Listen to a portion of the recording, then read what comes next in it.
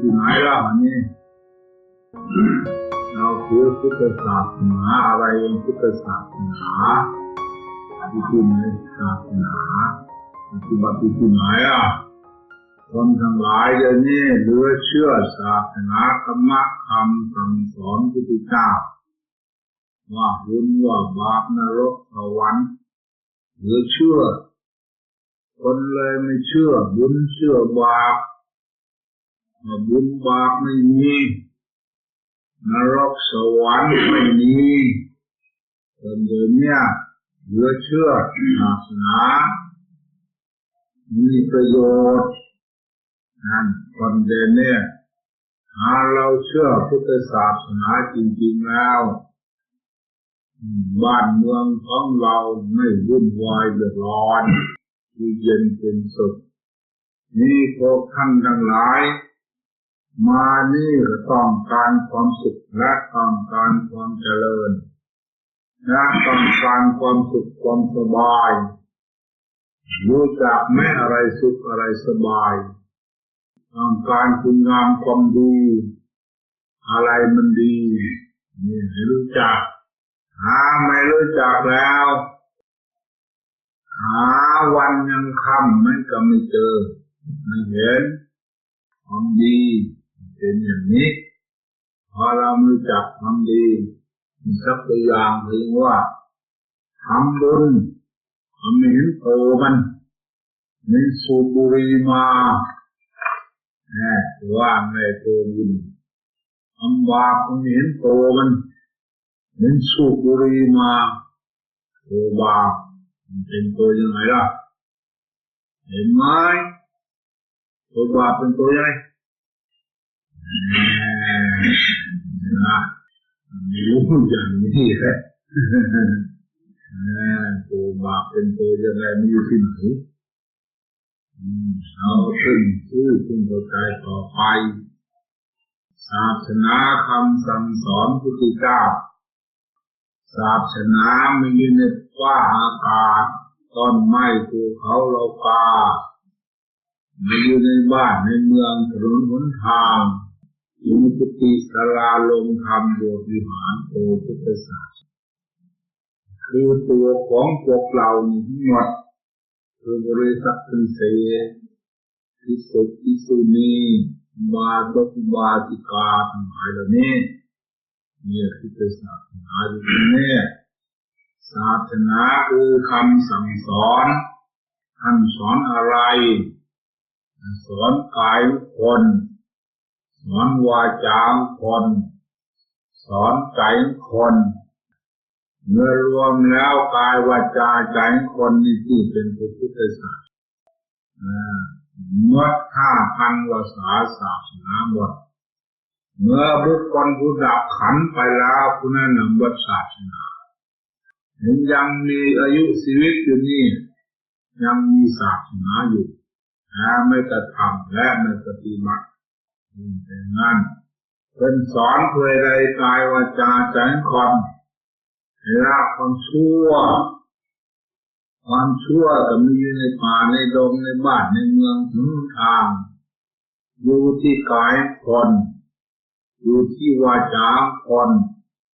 อยู่ที่ใจคนเป็นอันให้ละความชั่วละเพื่อใดกลัวเราทุกข์กลัวเรายากกลัวเราลำบากลำคาญกลัวเราอดเราจนกลัวเราตกทุกข์ได้ยากคุณสอนอย่างนี้ศาสนาความทุกข์ความยากนี่แหละความอดความอยากนี่แหละอันนี้ตัวบาปนี่คือตัวคนมีแต่ละทุกข์ยากคือฟ้าอากาศทุกข์ยากที่สามันดำคอกี่ทุกคนตัวบาปดูที่ไม่อะไรทุกข์เราทุกข์นี่ใช่ละความทุกข์นั่นแหละบาปทุกข์ตรงไหนแล้วนั่นแหละบาปว่าอากาศเขาไม่ทุกข์เลยเนี่ยเขาของเงินทองเกิดร้านมันคานเขาไม่ทุกข์เลยเนี่ยเขาน้ำโภชนาอาหารเขาไม่ทุกข์ในอย่างนี้หัวใจคนติดทุกข์เนี่ยว่าไงหัวที่ เป็นอย่างนั้นนี่ละท่านสอนจนตัวเราทุกข์เรายากความทุกข์ความยากเป็นตัวบาปเนี่ยตัวนรกความกุ้มอกกุ้มใจความทุกข์อกทุกข์ใจนั่นนรกดูเอาไม่ใช่ว่าขาดทุกข์นี่ท่านสอนกายสอนวาจาใจคนสอนเพื่อใดสอนให้ทำคุณงามความดีงามความดีก็มีที่อื่นอยู่ที่กายที่ใจของเราทำเพื่อใดเรามีความสุขให้เรามีความสบายเรามีความสุขให้เรามีความเจริญเรามีคุณงามความดีนี่เรียกว่าบุญคือความสุขความสบายกายสบายใจนี่ล่ะเมื่อใจเราสบายแล้วการงานเราก็สบายทำอะไรก็สบายค้าขายก็สบายราชการก็สบายครอบครัวก็สบายชาวบ้านร้านประเทศชาติก็สบายไปมาหาสู่กันก็สบายเมื่อเราดับขันธ์ไปแล้วก็อยู่ที่สุขที่สบายอันนี้เรียกว่าบุญคือความสุขความสบายไม่ใช่ตัวของเงินทองสุขสบายผ้าผ่อนทอนสบายสุขสบายหัวใจคนสุขสบายเพราะเราทำคุณงามความดีนี่มันเป็นอย่างนี้เนี่ยพากันในตัวนู้นตัวใจพวกเราไปนี่ละพากันมาอยากฟังข่าวมาแสวงหาธรรมแสวงหาธรรมเห็นในธรรมะคุณท่านว่าเอหิปัสสิโกจงร้องเรียกสัตว์ทั้งหลายมาดูธรรมท่านไม่ไปดูธรรมมาดูธรรมมาดูอะไรธรรมคือรูปธรรมนามธรรมนี่เองรูปธรรมคือสภาพร่างกายของเรานี้เรียกรูปธรรมนั่งอยู่นี่แหละขาสองแขนสองศีรษะหนึ่งให้รูปธรรมนามธรรมคือดวงใจของเราจิตวิญญาณของเราคือผู้คิดผู้นึกอารมณ์สัญญานี่ล่ะเรามาถือนี่ล่ะเราเป็นตัวเป็นตนสัตว์บุคคลเราเขาแท้ที่จริงพระพุทธเจ้าเรียกว่าธาตุทั้งสี่ขันธ์ทั้งห้าอายตนะทั้งหกนั้นทำรวมมาแล้วเป็นนั้นเรามาอาศัยอยู่นี่เรามาอาศัยธาตุทั้งสี่ขันธ์ทั้งห้าอายตนะนี่เราจะอาศัยได้เมื่อไรล่ะต่อไปล่ะเราเกิดมาเราเอาอะไรมาพิจารณาดูเช่นมาราคากันบนทุกข์บนยากอดนั้นอดนี้เราไม่ได้หาบมาเกิดมาก็มาจะโตเปล่าไม่ใช่หรอถืออะไรมาด้วยขึ้นรถยนต์มาเงินมากี่สตางค์บุหรี่มากี่มวนความสบายเอามาหรือแต่งตัวป่าเอามาแล้วถึงมาจะโตเปล่าดูเอาสิมาบนนั่นบนนี่นี่ละพระพุทธเจ้าจะได้วางศาสนาไว้ให้แก่พวกเราให้รู้จักดูภายในโกรธให้น้องก็ภายในทำให้น้องก็ไปภายนอกน้องก็ภายในนี่ละพากันในพิจารณาภายในของเรารู้ให้เห็นต่อไปนี่เราเกิดมาไม่ได้เอาอะไรมาสักอย่างนี่ต่อไปเราจะเดินทางไกลเหมือนกับเรามาอย่างนี้แหละเดินทางไกลเราไม่ได้เอาอะไรมาสิ่งทั้งหลายเหล่านั้นก็ไม่ได้ติดตัวเรามาสักอย่างเราเอาเสบียงหรือเตรียมมาพร้อมเราไปไหนเราก็ไม่กลัวกลัวยากกลัวทุกข์กลัวยากกลัวความลำบากลำคาญเพราะเราเตรียมพร้อมแล้วนี่ละอุปมาเห็นหากใครไม่เอาอะไรมาบางทีเรานอนกลางทาง หรือไปตกที่กันดารนี่เราจะอะไรไปกันดารก็ไม่ได้ที่เราไม่เอาไปเราไม่เตรียมพร้อมเนี่ยเห็นนั้นได้พากันในซึ่งลูกนี่ตอนนี้ไปเราจะเดินทางไกลแหละไกลแสนไกลรู้จักที่อยู่คือหมดท่านหลายจะมาอย่างนี้แล้วรู้จักจุดโอ้ที่มาวัดอุดมสมพรมหาอาจารย์นี่เราไปมาถูกรู้จักนี่ตอนนี้เราจะไปที่ไหนเราหรือจะไปลำปางเลยลำปางแล้วจะไปอยู่ไหนออกจากลำปางเลยออกจากเนี่ยเราไปอยู่ไหนเรานั่นเตรียมเสบียงของเราเต็มพอเราไม่กลัวนี่ละจะอยู่ในชั้นใดภูมิใดในภพใดถามมาพวกลูกของพวกดูลูกของพวกนี่ละไปพากันจากนี่เราพระพุทธเจ้าจะในวางศาสนาไว้เราเกิดมามนุษย์ทั้งหลายนั้นพิจารณาแล้วว่า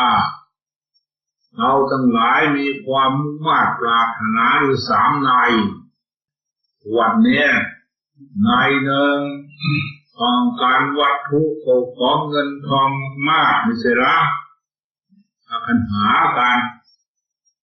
ในสองต้องการลูกสวยๆงามๆอายุยืนนานไม่ใช่หรอง่ายไม่มีโรคไม่มีภัยในสามต้องการมีสติปัญญาเฉลียวฉลาดไม่ใช่หรอผู้ใดมีลูกเกิดมาไปสมในเล่าให้เรียนเพื่อมีสติปัญญาทำไมล่ะมันจึงไม่ได้สมความมุ่งมั่นปรารถนาเพราะเหตุใดนี่พระพุทธเจ้าท่านเตือนเรื่องแล้วว่าเราไม่ขาดการกระทำขาดการปฏิบัติมันจะไม่ได้สมความมุ่งมั่นนะคือเราไม่ได้ทำไว้เราไม่ได้ปฏิบัติไว้พวกมาเหมือนกับชาวนาเขา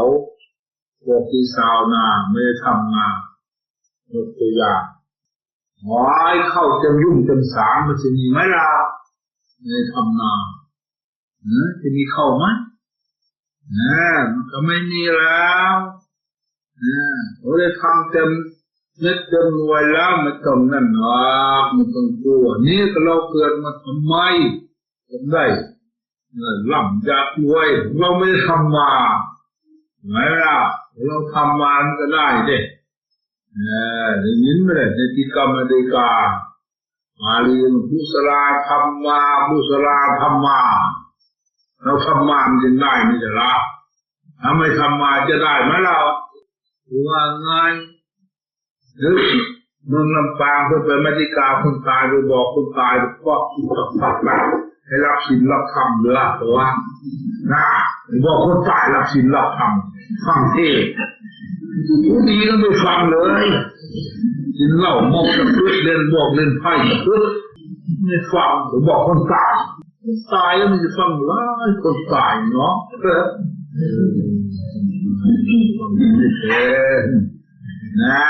เดี๋ยวอย่างนี้ดิมันกุศลธรรมากุศลธรรมาถ้าไม่ทำมามันจะได้เหรอหรือลำปางมันว่าในกุศลทำไปกุศลทำไปเหรอทำมาไม่ใช่เหรอนั่นแหละพระครูจารย์ที่นี่ท่านจะในวางศาสนาไว้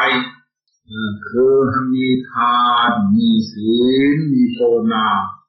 นี่ล่ะอานิสงส์อันนี้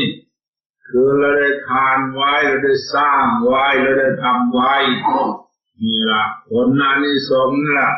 เกิดไปในภพใดชาติใดในปัจจุบันในเบื้องหน้าเป็นคนไม่อดไม่อยากเป็นคนไม่ทุกข์ไม่ยากเหมือนกับชาวนาเขาได้ทำไปแล้วเขาก็ไม่อดที่ผู้ใดไม่ทำมันก็ไม่ได้ที่อยากได้ก็ไม่ได้ที่เราไม่ทำมาไปปากฝึกใจไว้ตรงนี้ในสองต้องการใครแต่เดียวได้ลูกสวยๆนานๆอายุยืนนานไม่มีโรคไม่มีภัย ทำไมเราไม่ได้สมความปรารถนาพระพุทธเจ้าจะได้วางไว้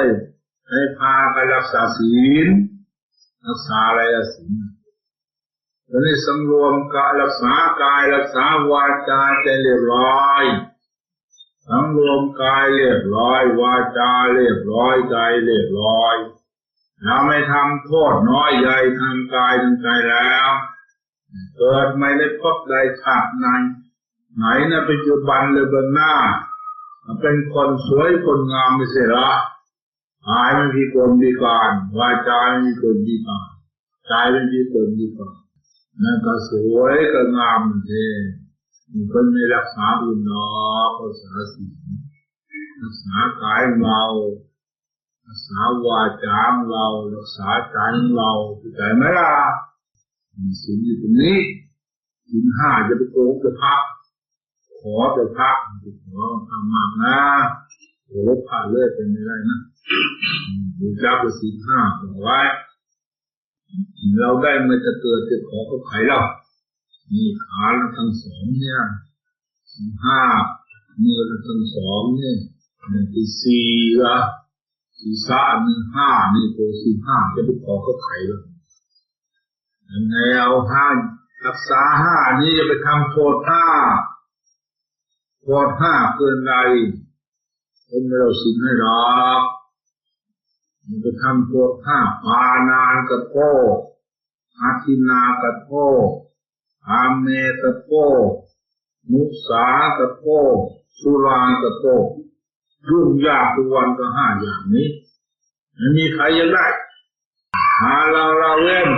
ห้าอย่างนี้แล้วเราก็มีความสุขมีโภคาสมบัติแต่นั่นละจำหรือยังเราจะไปทำโทษห้านะเป็นโทษได้ห้าอย่างนี้ใครจะได้แล้วเกิดมาอายุสั้นเร็วกลันตายจะน้อยตายจะนุ่มตายพลาดจากกันอย่างนี้ล่ะใครจะได้แล้วเกิดเป็นโรคเป็นไข้ไม่มีเกิดมามีขโมยเล็กขโมยน้อยขโมยเข้าขโมยของมีโจรปล้นโจรจี้อย่างนี้ถูกผู้รับผู้ใหญ่ทำในใส่โทษติดโทษติดโกนล่ะใครจะได้หรือเกิดมาโจรน้ำท่วมหรือลมโจรไฟไหม้แล้วลมพายุพัดเนี่ยใครจะได้ล่ะมีอยากได้นี่เรามันเป็นโทษอย่างนี้เป็นยังไม่ทำยังไม่มีขโมยเนี่ยเกิดมามีบุตรภรรยาสามีทะเลาะกันวันยังค่ำใครจะได้แล้วทะเลาะกันวันยังค่ำได้ลูกว่ายากสอนยากแล้วใครจะได้แล้วนี่อยากได้นั่นแหละคือจะห้ามกามเมียเนี่ยเกิดมามีคนซ่อโกงหลอกลวงไม่มีใครจะได้เกิดเป็นลมบาหมูเสียเจริญจิตเป็นมนุษย์เป็นใบหูตึงตาบอดกระจอกกระง่อยขี้ถูกขี้ทั้งก็ทำลำบากใครจะได้เราไม่อยากได้นี่เราเป็นห้ามตุลาสาโทกัญชายาฟินนี่พาจากละเว้นโทษอันนี้เกิดมาก็เป็นคนมีความสุขความเจริญเกิดมาก็เป็นคนสวยคนงามนี่เราเว้นโทษนี่เพราะสิ่งเหล่านี้มันเรียกว่าประหารเราหายไว้แล้วก่อนนี้นี่เกิดมามีสติปัญญาเฉลียวฉลาดท่านสอนให้ภาวนาแปลมาเลิกเส้นใจเรานึกพุทโธธัมโมสังโฆแล้วพุทโธเพ่นอยู่หัวใจเราเครียดมากนะวันนี้เขาฟังทำไปไม่หลังนี้นั่งสบายคนที่สมาธิฟังทำเครียดมากเลยเนาะก็เครียดวันนี้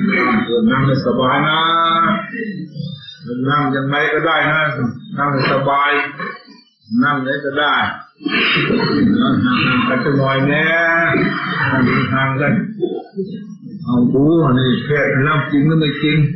นั่งดูแต่นั่งสบาย หรือนั่งขัดสมาธิก็ได้ขาขวาทับขาซ้ายมือขวาทับมือซ้ายนั่งสบายสบายนั่งห่างนิดหน่อยแม้มีความทำสบาย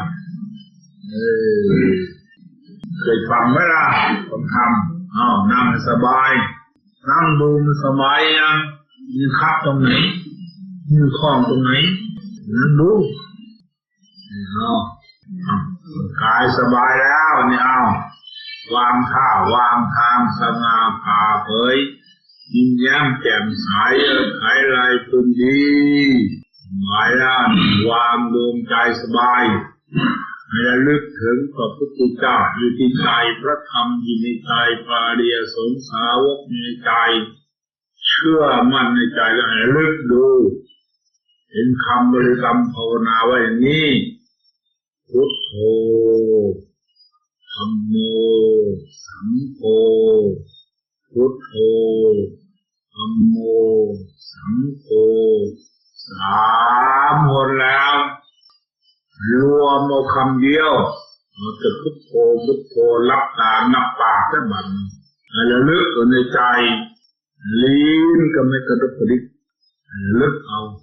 บอกวางมือวางมือลงนั่นวางมือ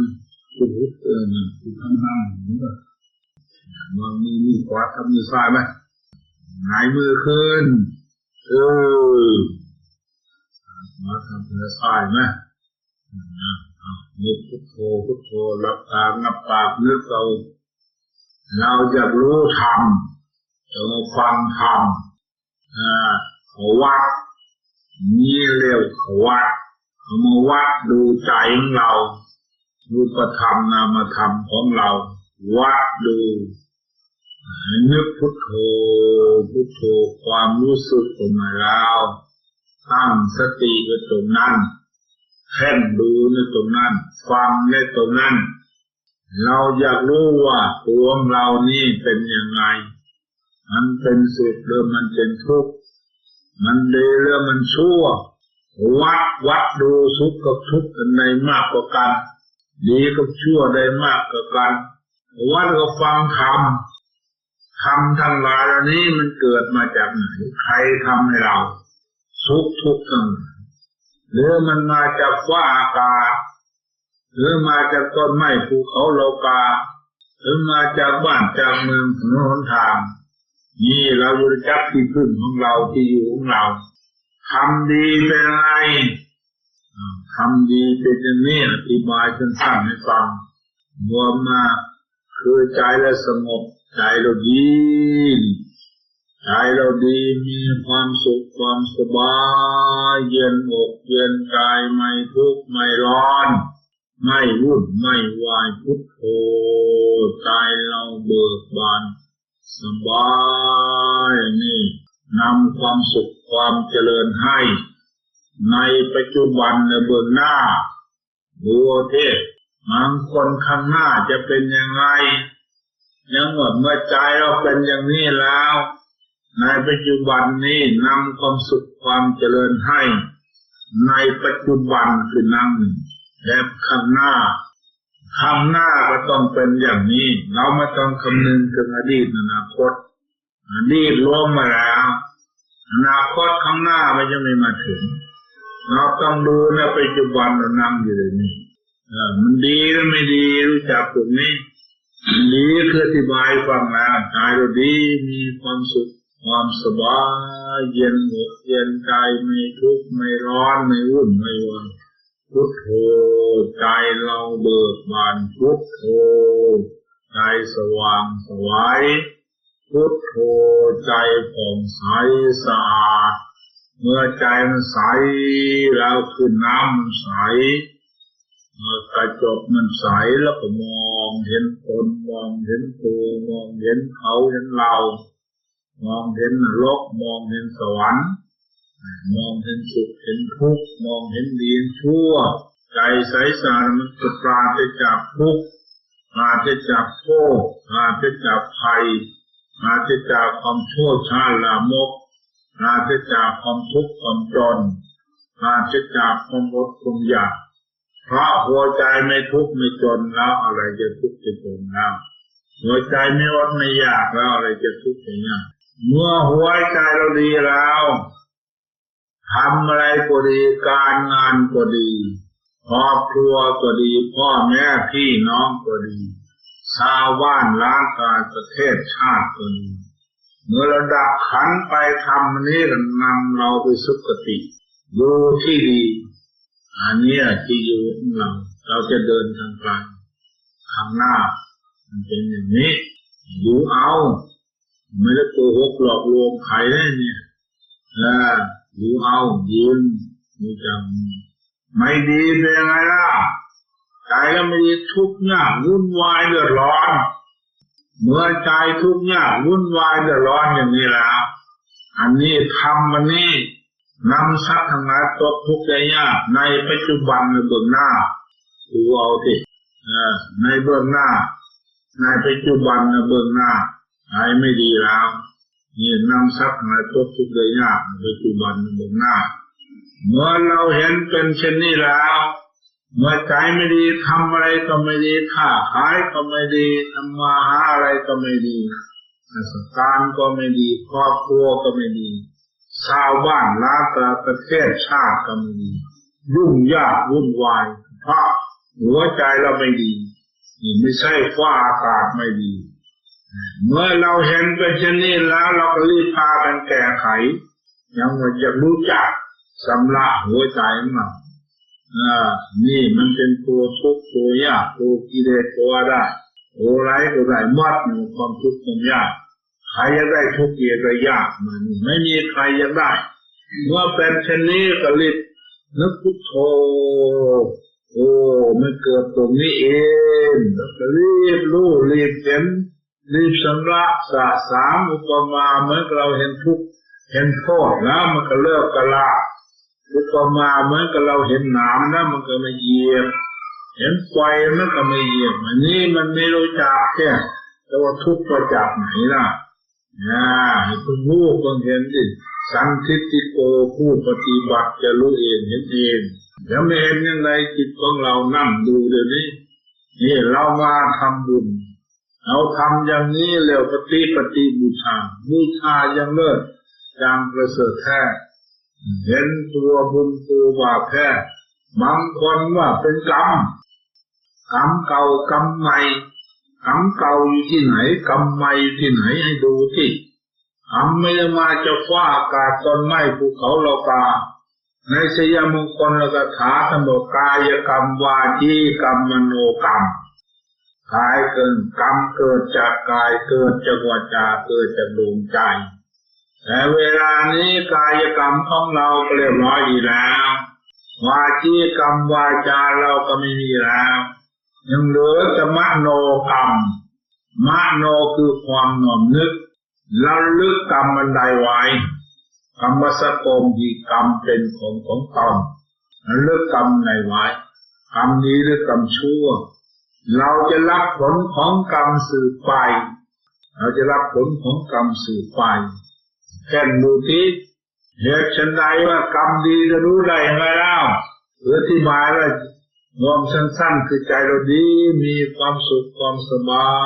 ยกายอุตาจิตรูตาจิตเบากายแล้วก็เบาหายโรคหายภัยหายทุกข์หายยากสบายอกสบายใจโล่งโปร่งโล่งอันนี้แหละกรรมดีเมื่อใจดีอย่างนี้แล้วเป็นบุญเป็นวาสนาของเราเป็นนิสัยของเราไปในภพไหนชาติไหนในปัจจุบันในเบื้องหน้าเราก็ต้องได้รับผลความดีนี่ให้พึงรู้พึงเข้าใจไว้กรรมไม่ดีเป็นไงล่ะปาปกรรมว่าคือใจเราไม่ดีทุกข์ยากวุ่นวายเดือดร้อน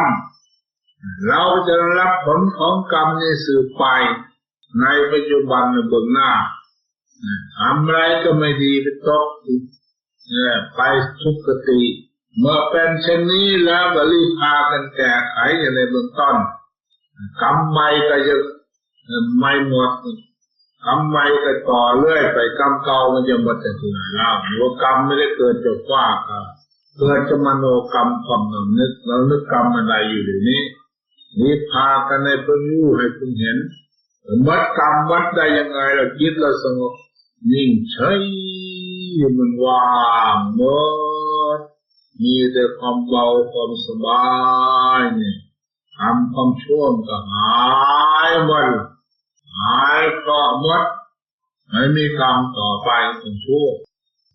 นี่เมื่อจิตเราวุ่นวายทะเยอทะยานนี่ร้อนกรรมเก่าก็ยังหมดแล้วมันก็ต่อเรื่อยไปมันก็ไม่หมดสักทีสิจะหมดกรรมยุติที่ใครทำแล้วไม่ใช่ว่าเทพบุตรโทดาทำให้เราดูสินั่งดูสิแล้วจะว่าฟังธรรมฟังดูสิอธิบายฟังแล้วเอาตอนนี้ไปพาเข้าใจแล้วทางคนทางฟังจริงหรือไม่จริงรู้จักเห็นจริงอย่างสันทิฏฐิโกผู้ปฏิบัติเองเห็นเองโอปัญญโกน้อมก็ไปจะตามรู้จนพ่อตนเอาเทศนาฟังแล้วทางคนทางดูนะอันนี้ฟังดูเราจะได้ความสุขความสบายสมความนึกของเราไหมสุขไหมสบายไหมดูสิอันนี้ล่ะให้รู้จักยินพากันมานิดมาเหนื่อยไปแสนไกลไปให้รู้จักข้อปฏิบัติไว้เชื่อมั่นลงไปใจไม่ดีก็นึกโก้มาตัดมันซะพอมันรู้แล้วมันก็เลิกเองหรอกมันก็ละเองหรอกพอรู้ไม่ดีแล้วมันก็ละรู้ว่าสิ่งนั้นมันหนักก็วางรู้สิ่งนั้นไม่ดีมันก็ละอย่างนี้หรอกคือเรารู้น้ำแล้วมันก็ไม่เหยียบรู้ไฟแล้วก็ไม่เหยียบนี่เป็นเนี่ยรู้ให้เห็นต่อไปเอาไม่นานเท่าไรนี่เรามาทำนี่แหละปฏิบูชาอย่างเลิศอย่างประเสริฐแท้ทำบุญอย่างที่สุดพุทธเจ้าท่านให้ทานมานับแต่สงไขแต่ไม่สำเร็จเมื่อท่านได้สำเร็จก็นั่งฟังเหมือนกับเรานี่แหละเมื่อจิตเราสงบได้แล้วความสำเร็จมรรคสำเร็จผลอยู่ที่ตรงนั้นไม่ได้สำเร็จที่อื่นคือรวมจิตได้มันก็สำเร็จรวมจิตไม่ได้อยู่ตราบใดมันก็ไม่สำเร็จเหมือนกับเรารับทานอาหารก็มาประใหม่รับเช็ดตัวอย่างแล้วอาหารทั้งหลายที่มารวมไว้ในกระเพาะอันเดียวก็สำเร็จยังวางตามถ้วยตามจานอยู่ทั้งนั้นมันก็ไม่สำเร็จมันก็ไม่มีแรงนี่สันใดจิตของเราสงบเป็นสมาธิภายในเรามันรู้สึกอิ่มอกอิ่มใจเบาหมดหายทุกข์หายยากหายเคราะห์หายเจ็บหมดเพราะนี้ได้รับความสุขความสบายนี่เป็นอย่างนี้ต่อไปให้สัญญาไว้มีเสียงอะไรก็ตามภายนอกรู้ว่าสิ่งนั้นมันมีอันตรายแล้วเราไม่ต้องเดือดร้อนวางใจสบายสัญญาไว้นี่